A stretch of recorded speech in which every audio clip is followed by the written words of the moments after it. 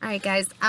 This is entitled "Rules of the House" because there's so many people that I talk to who they agree with the Bible mostly. They understand the person of Jesus.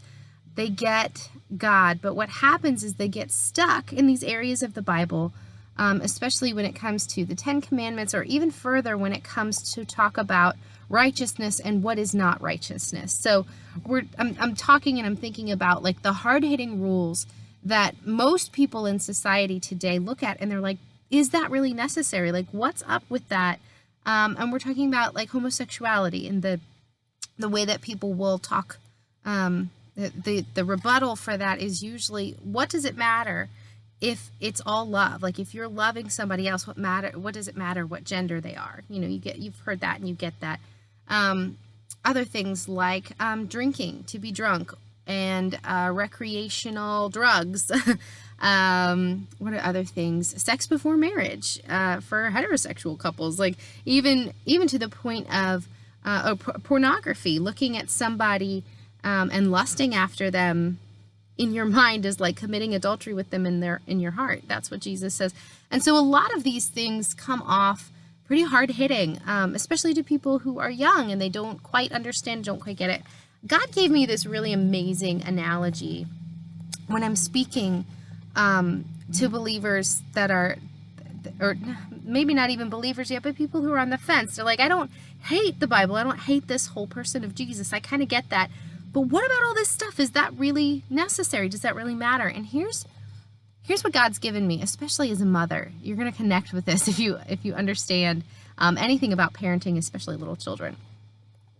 Is that here's the first question that I ask them. It's like, okay, well, when you were a teenager, all right, and maybe you had your license already, and you had some freedom, you had a little bit of trust with your parents, were there rules that you didn't like?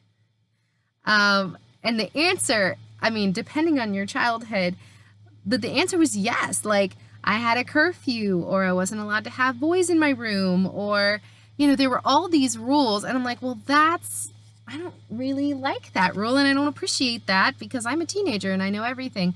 But in the same way, the way that God has put these things in the Bible, these cautionary moments, these things in the Bible are there to keep us safe from things that we don't see yet because we don't have the eyes to see all the time. God can see so much more than you can. And if he put that homosexuality is not in his will in the Bible, you can bet it's simply because there's a danger in it that we don't see. And I don't know what that danger necessarily is for each and every person, but if it's against the will of God, I have to question. Same with drunkenness. Same with using anything that alters your mind, the way that your mind works. Nicotine is not good for your body. There are reasons that God has even put dietary guidelines in the Bible. And I'm not going to get into whether your diet is a sin or not. I don't need to go there because I'm still fleshing that out myself. But the truth is that the way that God has told the people, the Israelites, to eat in the Old Testament, kosher foods are healthy for your body. A lot of the things that we eat in the standard American diet are not necessarily good and healthy and beneficial to our bodies. So even right down to the kosher and unkosher foods, God's intent in the Bible is to provide you with almost like a manual for how to stay out of trouble, like how to keep yourself from the most amount of trouble. And I've used this metaphor in a previous video, so forgive me if you've heard this before, but if my 4-year-old wants to walk by herself down the road to a playground, my answer is, I love you, no. Nope, not going to happen. And it's not because she's not capable of walking, and it's not because she's not capable of playing on the playground. It's because she is not old enough to understand all the rules of the road yet. She is not old enough to defend herself if somebody were to come and try and take her from the playground or coerce her from the play. Like, she is still in that age where I need to protect her. And I believe that as long as we are spirit beings in this fleshly body and fleshly experience, we are in a constant battle between what God says, which is, I'm trying to protect you, not strip you of your fun, just like your parents made those rules that you didn't like, not to necessarily strip you from your fun. I don't know about your parents, but mine weren't trying to strip me of experiencing teenagerhood. They were trying to lay down rules to protect me from myself and from what I didn't understand yet.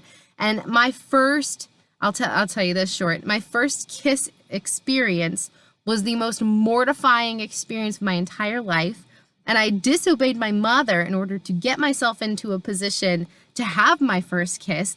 And I was so mortified by the end of that. I was like, wow, it was this eye-opening moment. My mom knows a whole lot more than I give her credit for, because if I had listened to her, I wouldn't have just had this awful, terrible, horrible moment that I now have to pretend in front of the other friends who are with me was really amazing.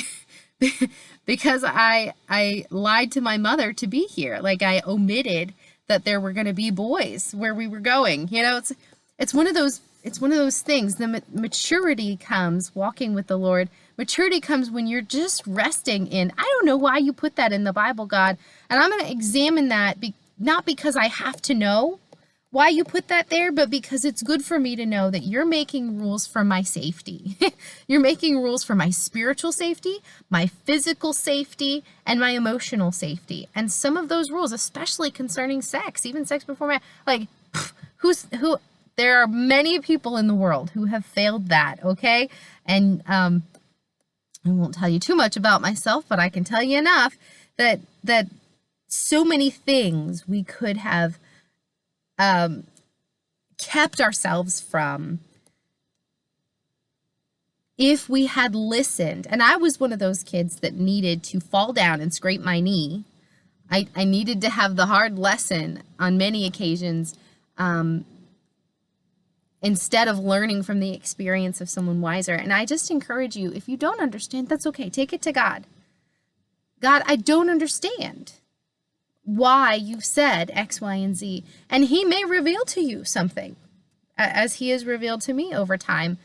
And just know that following that and denying yourself sometimes the instant gratification or the pleasure will keep you from creating horrible habits that are bad for yourself, that are bad for your emotional well-being, your physical well-being, and your spiritual well-being, because the enemy prowls around like a lion seeking to destroy whoever he can and to deceive many.